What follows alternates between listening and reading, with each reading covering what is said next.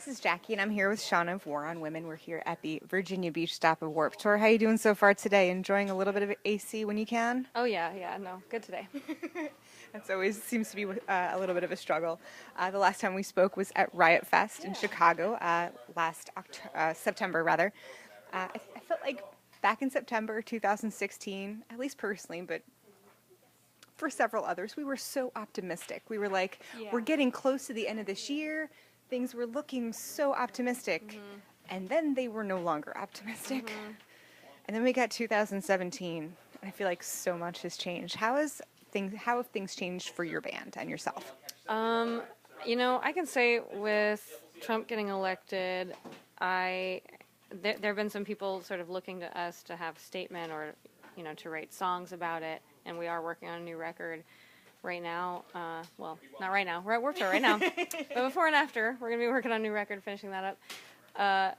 But, normally I can react and write about things going on in politics with ease, but he is so upsetting to me that I feel like every day I'm just processing what's happening, and I haven't been able to get to the phase of, and now I can write about it. Which is weird. It's a weird position to be in. You want to make a record that's relevant and matters to people. And then you're also thoughtful that you don't want it to be so dated that in 2 years it's irrelevant. So I don't know. It's a strange time, and we'll just see how the record shakes out. But I just can't look at his face even, So, is there a certain pressure that you feel because of the political scene to say this is what we've got to write about because that's what everybody is expecting? Is there a sort of pressure, or is it more it'll happen when I have a chance to process everything? I feel like a self-imposed pressure. No one's making us do it, but I feel like, we should have the perfect thing to say because that's our band. But if you can't, if you're literally dealing with just trying to do self-care yourself, you can't necessarily be there for others, and I'm really recognizing that during this time. So I don't know, there's other bands that our friends in Municipal Waste, they're taking care of the Donald Trump angle enough right now, so maybe it's okay that we don't, and we'll just keep on keeping on. Just don't follow him on Twitter. I don't think you ever get to shut down from that. And you talk about still processing, and I think every day there's something new to process, and it's not just him, but he literally and figuratively is the leader of these things that are creating such a social change, but not a positive one. And I think some of us that were so optimistic in September, we're crushed. Yes. We're heartbroken. Yeah, I think that's the best way to think about it. And punk music is definitely something that always has, that's the roots you talk about politics. What role do you see punk music playing in the coming year or so? I mean, it's inevitable that people will be creating music and art, and they already have, obviously, dealing with what's going on. But like you said, things change so fast, or there's always something new that it's hard to concentrate. And that's part of their strategy, honestly, is to do so many crazy things that we can't follow it all. And so some of their stuff can pass by and actually get accomplished, which is terrible. It's so not democratic. There's plenty to be angry about, and punk, if anything, can be pretty dang angry. So, I don't foresee this band, we'll always have something to write about. As far as I'm concerned. If we can think of one positive, there will always be fodder to write about. I mean, I would be fine if sexism went away and there was nothing else for me to write about and we didn't have to be a band. Okay, fine. I would just go to work every day and pay my rent. That's cool. But so basically, if anyone out there hates my band, you should just be fighting for women's rights and fix the problem. Quit your bitching. Yeah, and then the band will dissolve. So it's just that easy.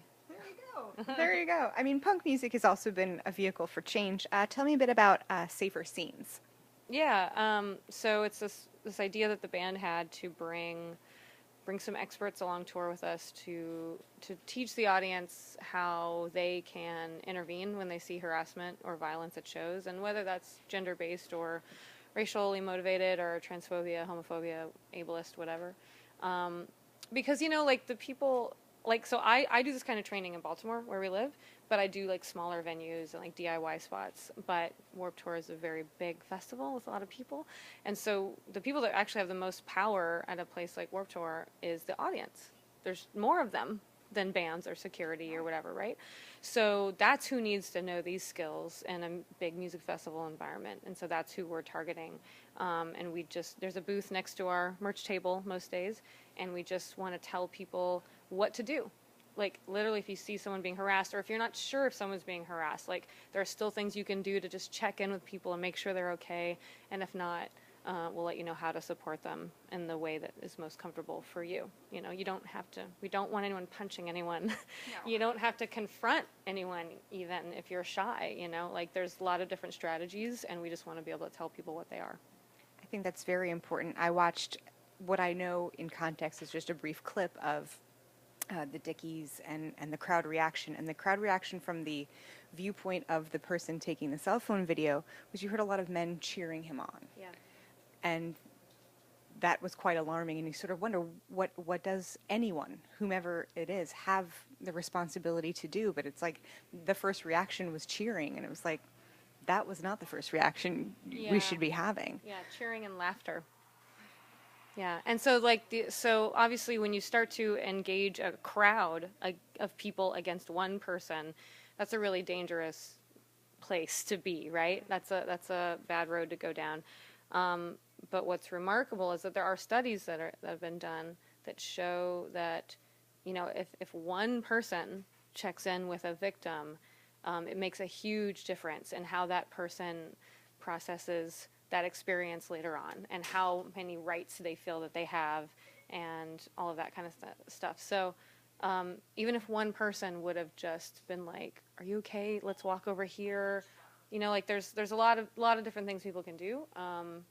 But that's why it's so important that everyone in the audience know what to do. Absolutely. So hopefully we don't have these things again. And there certainly are moments of, you know, free speech is definitely something important. But I also think when you're in the forum of young adults and teenagers, that you also keep that in mind as well. Well, let's not get anything confused. It is free speech. Right. There weren't any cops called. Right. And that's what it means. Free speech doesn't mean there are absolutely no consequences whatsoever. And I'm really tired of hearing anything other than that. Free speech means you don't go to jail for it. So no one went to jail. But it means that it's totally fine if someone says, "I don't like what you just said." And if you have ever been a woman on the internet, you get a lot of, "I don't like what you just said. Here are a bunch of sexually charged slurs." Still, it's all free speech. I also, you know, those are consequences for me. So the point is that, you know, yes, anyone can say whatever they want, but it doesn't mean we shouldn't support the victim. It doesn't mean that we can't, rightfully so, like, complain about what you just said. That. And you're also here with Warped, and you're doing a TEI workshop as well. Can you tell me a bit about that? Yeah, it's actually just along the same lines of Safer Spaces, and I just want to go more in depth with people one-on-one. So if they, you know, maybe this person goes to bars, but this person is at school all the time, or, you know, so how would they intervene? What are their options? What are their resources? What are the situations that they find themselves in? It just allows us to get really specific and have a conversation away from all the loud music and talk about anything that they might want to talk about. Excellent. And social media, you mentioned before, social media is definitely a vehicle where people can experience some really negative things. What recommendations do you have for kids out there who deal with, you know, cyberbullying, or even just not necessarily bullying, but negative comments? I mean, because I think that there is sort of a fine line between the two. Yeah, I honestly don't know if I'm the right person to answer that, because I grew up like right before all of that stuff hit, and I can't imagine being a young person in the age of Twitter and Facebook. It seems like it would be terrible. Which, you know, I'm dating myself, but I know that there are resources out there, and things like Heart Mob which is this really cool organization. You can like go on their website and you can say like, hey, this person is really bothering me. Can you send me nice tweets to drown this one person out? That's and so, awesome. so then you don't see that person on your feed. You see a bunch of cool stuff.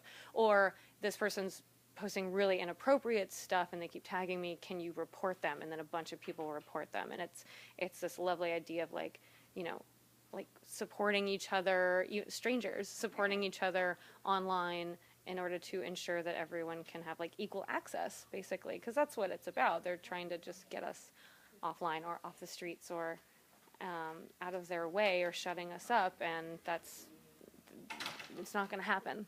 So it's cool. People are coming up with ways to make sure their voice is still heard and they're not silenced.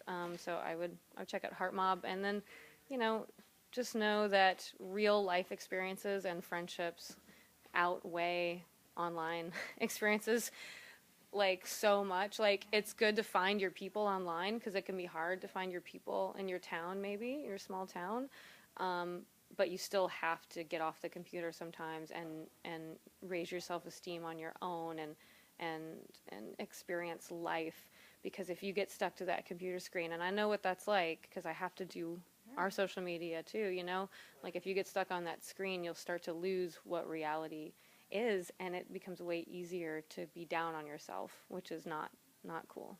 I think that's some really good advice right there. Step away from the technology. Step away for a minute. Yeah. So you're working on a new album. Goals for the rest of this year and into 2018. Yeah, just to make that new record. I mean, this tour is intense.